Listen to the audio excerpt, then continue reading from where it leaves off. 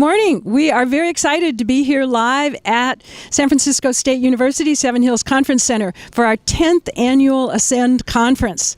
This conference is in the spotlight, Autism in the Media. And we have exciting guests from across the country who are going to be looking at this topic. We also have some of our Ascend members, for example, Stacey. Yes, hi there. Stacey's a singer, and she's going to be kicking off the program for us. So we look forward to a wonderful day, and we're glad that you can join us. What's your thought of the conference? Well, I'm excited that Ascend is covering the topic of autism in the media.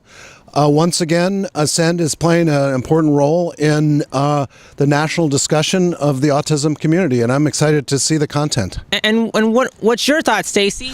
I'm very excited about this conference because I'm someone who loves to be on stage, and I think Autism in the Media and the Spotlight is a perfect title for this conference. We can have speakers who have common interests of that sort, and I've always been into that kind of thing. Today we have the pleasure of speaking with Dr. Laurence Fung of the Stanford University Department of Psychiatry, who's going to be discussing the Neurodiversity Project of which he is part.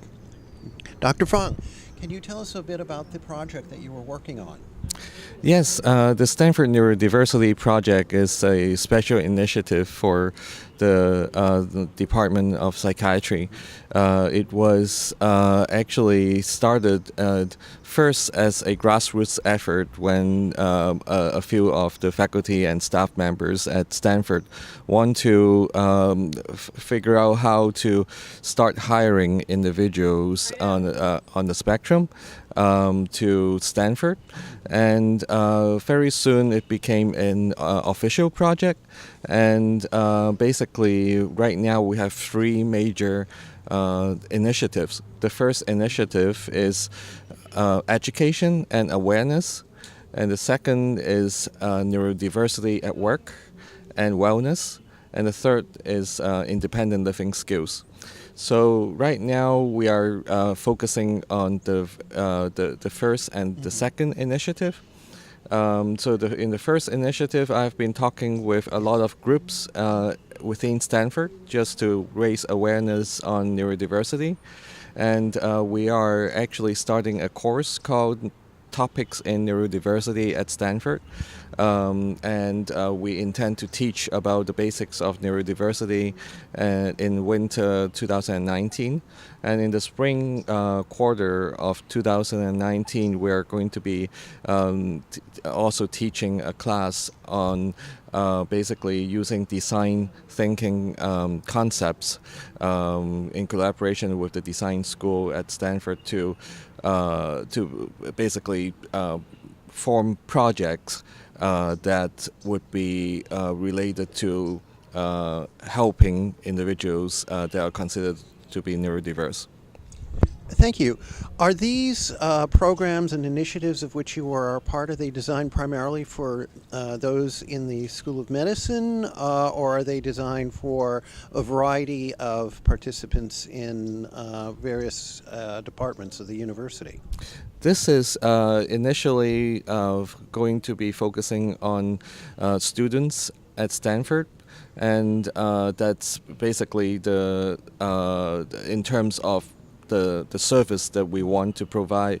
However, in terms of the neurodiversity at work initiative, we are definitely serving individuals that are both outside and within Stanford if they want to work at Stanford. So basically we can take our own Stanford students to fill some positions at Stanford, and we can also consider individuals from outside Stanford that want to work at Stanford.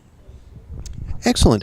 Are many of the participants, to your knowledge, on the spectrum, or are they more people who wish to be involved with those people who are on the spectrum?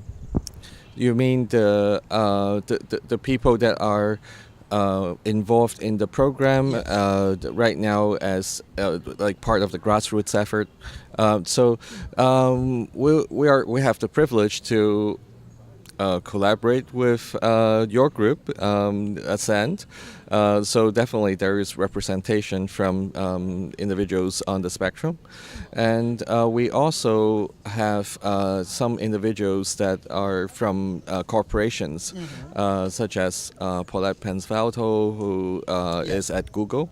So, and just to name a couple. And otherwise, most people in the group are people that are really passionate about neurodiversity. Many of them, including myself, have family members. I have a son on the spectrum. So that's how we really got started. Mm-hmm. Excellent. Are there particular aspects of your initiatives which might be of special interest to those of our listeners and viewers?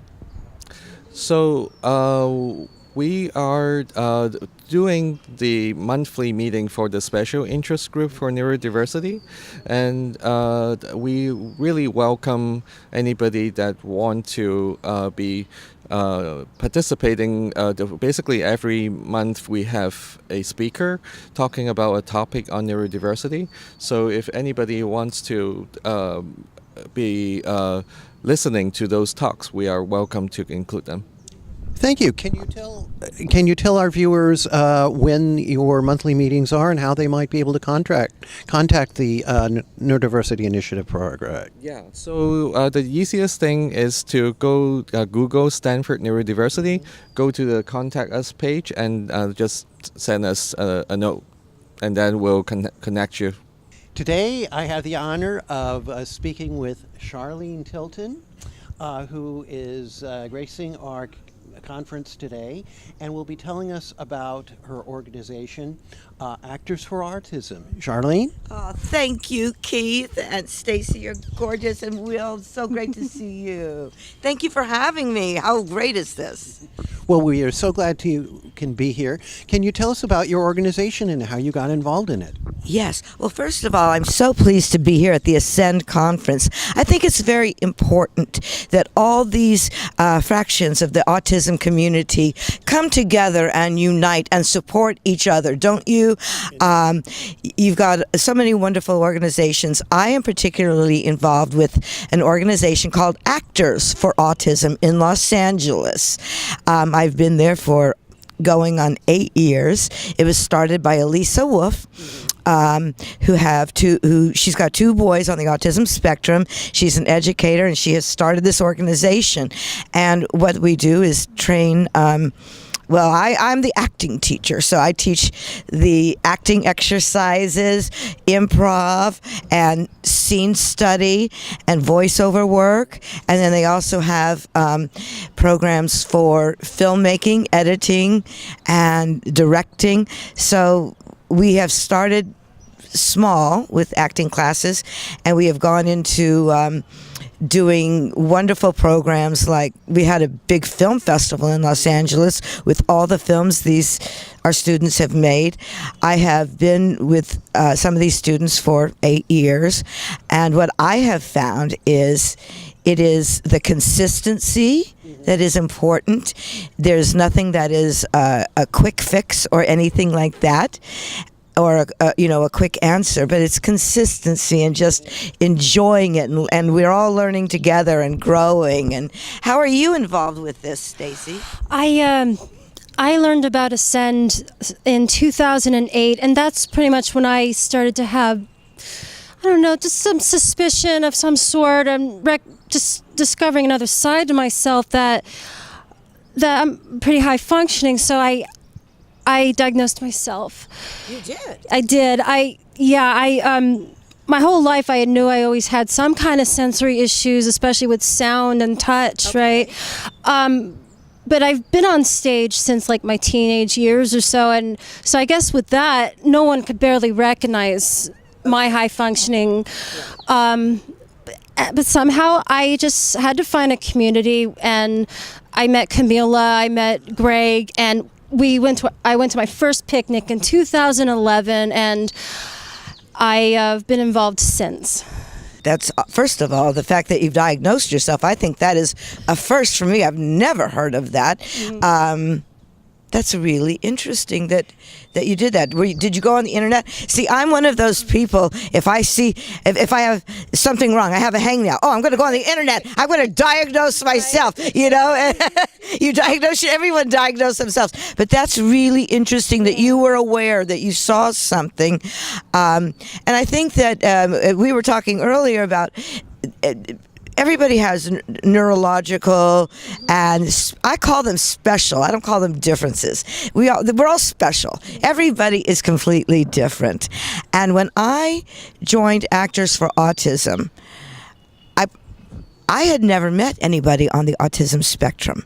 I didn't know anybody. I had nothing to do with autism. So when I went there, instead of seeing the autism or the spectrum, I saw the gifts that they had. Like, you have a gift of being on stage. So I would automatically see the gifts. One young man was telling everybody what to do, and I said, Drew, you're a director. Come help me direct the scenes. And there was a girl named Oxa who could do all kinds of different voices. And I said, you're a voiceover, so you be the voiceover. And another one, he loved to do props and characters, so he would do all kinds of broad characters. I saw the talent as opposed to... How did you get involved with Ascend, Will? You're very handsome, by the way. Well, I had friends who were in the board, and they invited me to join, and I wanted to see what they were all up about. I now have the pleasure of speaking with Aubrey Therian of Epic Players of New York. Aubrey, could you tell us a little bit about Epic Players? Sure. Epic Players is a neurodiverse theater company headquartered in New York City. We work with actors who are neurotypical and also living on the spectrum and with other developmental disabilities to create opportunities in the professional arts for them, to empower them and build social communities through the arts. Excellent. How did you actually get involved with that? Are you one of the founders? I'm the founder of Epic. Yep, I'm the founder of Epic. We started in 2016, and we've grown pretty exponentially since then. And I started it out of a need to see more representation of actors living with autism and other neurodiversities on stage and screen. And I knew how capable they were and talented and wonderful. So we started putting on professional productions in New York City. Our first production of Dog Sees God was nominated for a New York Innovative Theater Award. And then we just finished producing The Tempest with an all neuro-inclusive cast at the Flea for a sold-out crowd. So we've been doing some wonderful things and have grown pretty quickly in 2 years. Question about The Tempest. Is Caliban on the spectrum? Oh, that's a good question. I don't know. The actor who played him was, for sure. I think, but how he played him was angry and hungry. That's how he played him. That seems to fit many of us on and off the spectrum as well. So what are some of the challenges you've been facing with having a neurodiverse cast? That's a good question. I feel one of the things someone brought up in the conference was the ability to put yourself in the character's shoes. While it's a challenge for some of our actors, it's definitely not impossible. And we work really closely with our actors to help coach. Some of them are naturally talented and can do that on their own, and others also have natural talent. But it's hard to put yourself in other shoes, and it's hard for anyone, not only actors living on the spectrum. It has not been difficult for us in any other way. In fact, I prefer working with neurodiverse casts and actors to just neurotypical actors, for sure. Makes the work environment a million times better, and I think our product is more powerful because of it as well. Recently, we spoke at the Power of Arts and Autism at the United Nations and empowering women and girls with autism. So I really am also honored to be able to give women and girls living with autism an opportunity to express themselves on stage and also play classic characters that they've been typically denied. Very good indeed.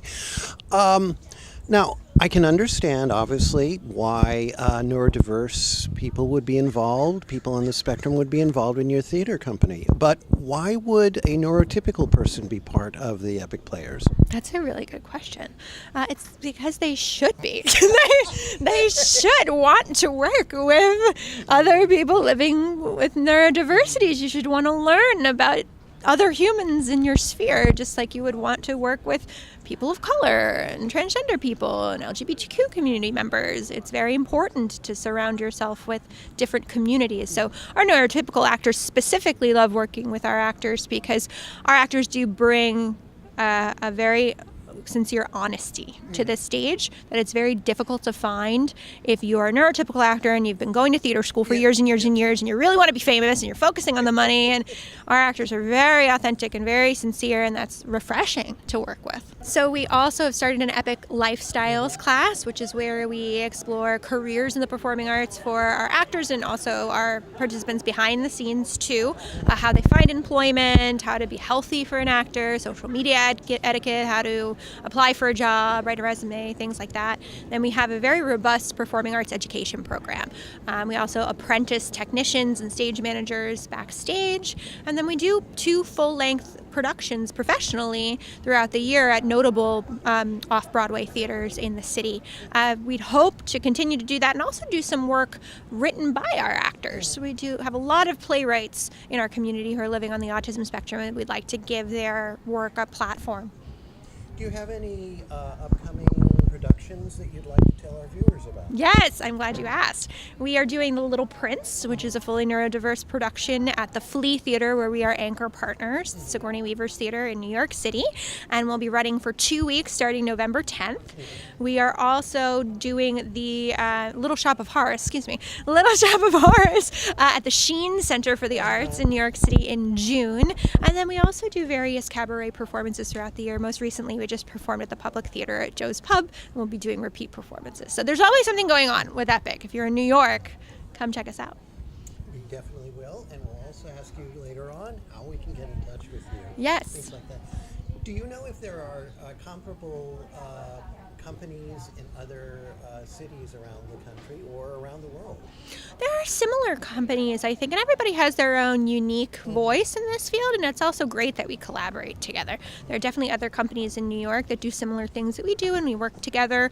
I know in LA, I think they mentioned it today, Actors for Autism. There's the Miracle Project. There's several organizations. It's just a matter of looking and finding. But I think there's more and more are growing, which is very important. And hopefully in the future, we will just be another theater company. Neurodiversity will not be a thing anymore. It will be just the norm.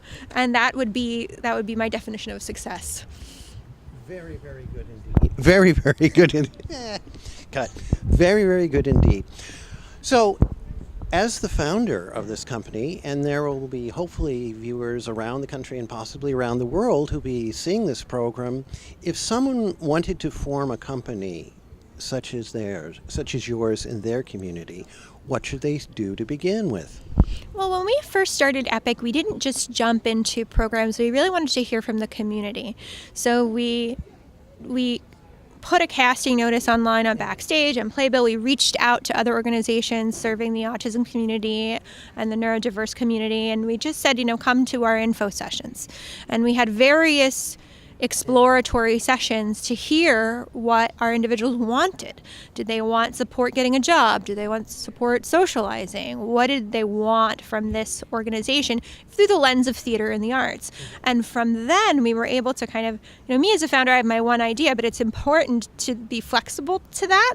So hearing that feedback and then turning it into the iteration of what it is, and always saying yes, that's what you do in improv, yes, and. So I would say if you wanted to start your own organization, start there, hear from the community, also form a very supportive board to help you, and view it as, yes, what you're doing for the community, but really define your mission. You need to put your mission first, and that's how you will be successful. Very good. Speaking of hearing from the community, how can our viewers hear from you and learn more about Epic Players? You can follow us online. Our Instagram is at Epic Players NYC. Facebook and Twitter, same thing, at Epic Players NYC. You can also visit our website, which is www.epicplayersnyc.org. You can email me. My email's on there. You can contact me very easily, so everybody can find us. Google Epic Players NYC, and hopefully we'll grow and expand more, but we're always looking to hear from people who want to join our community or be involved in any way. Very, very good. And one last plug. So you mentioned your next production. What are the dates? Next production, Little Prince, is November 10th through November 18th at the Flea Theater. And now we'll be speaking with author and motivational speaker for the autistic community, Tom Island. Tom, we're very glad to have you here. Well, thank you so much for having me. This is wonderful to be here. Excellent. Can you tell us how you got involved in this originally, being, both an author and a motivational speaker for our community? Well, it all started when I wanted to be George Lucas's accountant. I loved Star Wars and I'm good with numbers, and proceeded to get my license, go to many corporate jobs with accounting, but I didn't really like that line of work. I wasn't happy, and I saw and heard more and more of my peers crashing and burning because they didn't know themselves, love themselves, and be themselves. So I left accounting behind altogether, and now go around the country telling my story and what I've learned along the way in the hopes of bringing out the best in people with autism. It's really interesting. How did you decide to do that? Was it like you decided on one day and then the next day you quit, or did you have a longer term plan? Or tell us about that. I think it started in about 2013 when I realized that the accounting world, or at least the corporate environment, wasn't right for me. I wasn't happy. I was constantly dreading going into a desk and crunching numbers all day, and I felt like I was meant for something more. Like there is something better out there. Maybe I do know what it is, maybe I don't know what it is, but at the very least, I think 2013 was the beginning of the end of my accounting career, and it wasn't until about 2 years later that I really made the leap of faith and said goodbye to it altogether. I understand that you're a nationally recognized speaker. Were you doing that while you were still practicing your accounting, or how did your path lead from there to here? So I was on the side doing speeches for police officers, students, regional center administrators, telling them about my story and my experiences, and I decided to do that full-time instead of accounting because it helps people on a personal level and I get more pleasure out of it. Everybody wins. Excellent. You mentioned in your earlier talk about your incidences with the police and how your mother was very actively involved in educating, I believe, was it the Los Angeles Police Department, about how better to deal with people on the spectrum. Could you tell us a little bit about that?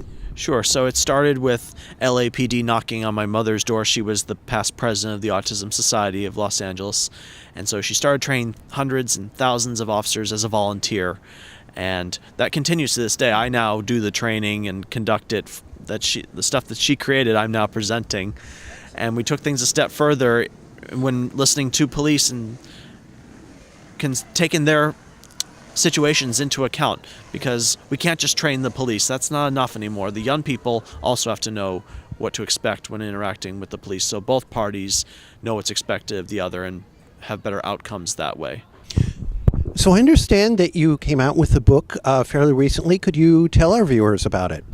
So this is my very first book, Come to Life, Your Guide to Self-Discovery. This is me talking to my peers, taking them through the process of what I call self-discovery, and that is described as my mantra: know yourself, love yourself, be yourself. When young people go through these stages and understand themselves, realize they are worthy and capable of love, ask for help when they need it, work with their allies, the parents, the teachers, the therapists, they can become their best selves and live the life that they want. And too many young people are sitting on the couch waiting for some kind of miracle, hoping things will suddenly get better, or they don't have any hope at all for a better life. So I'm here to tell them, life doesn't come to you.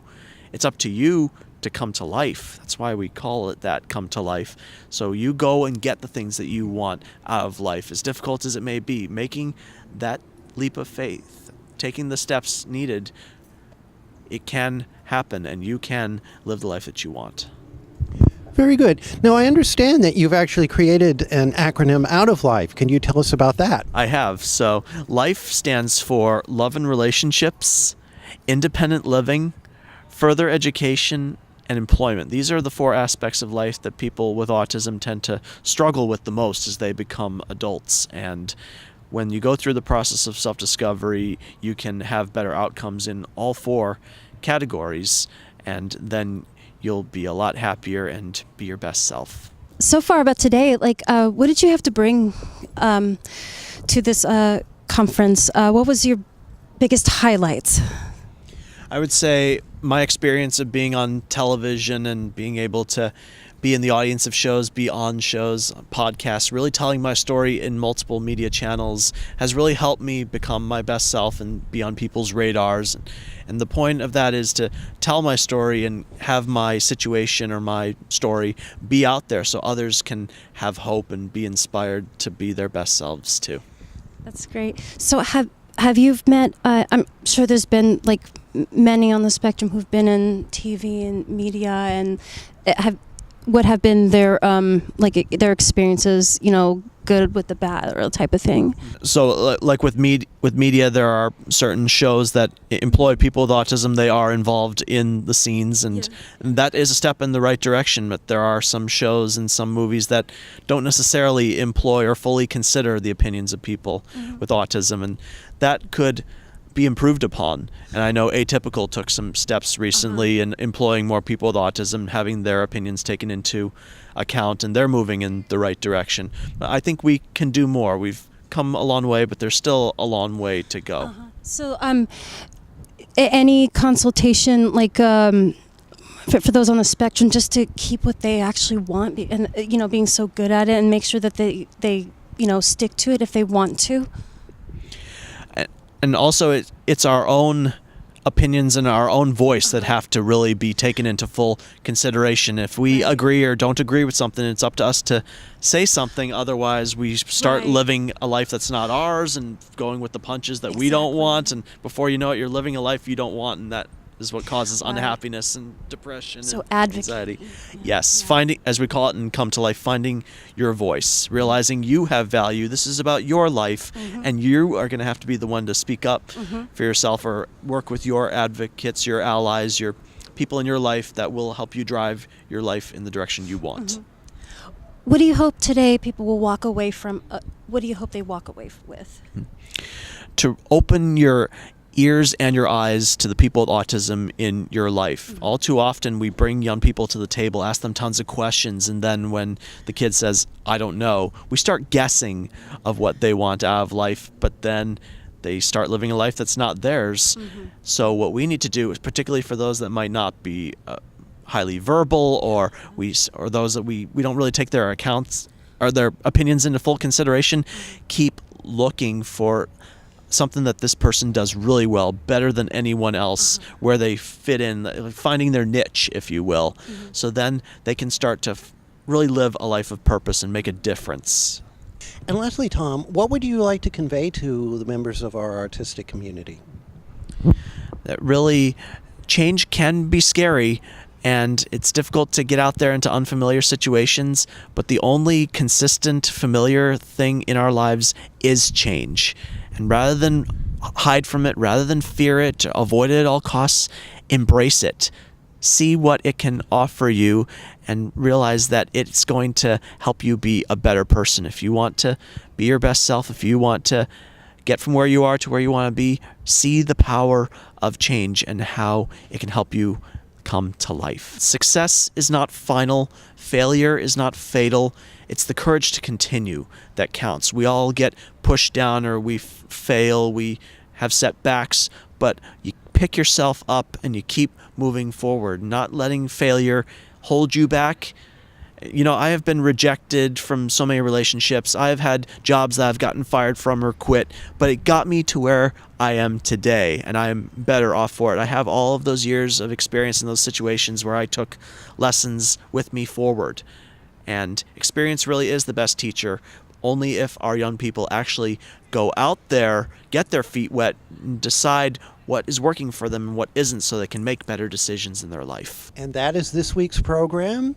For all of us here at the 2018 Ascend Biennial Conference, I'm Keith Halperin. I'm Stacey Kennedy. And I'm Will Burnick.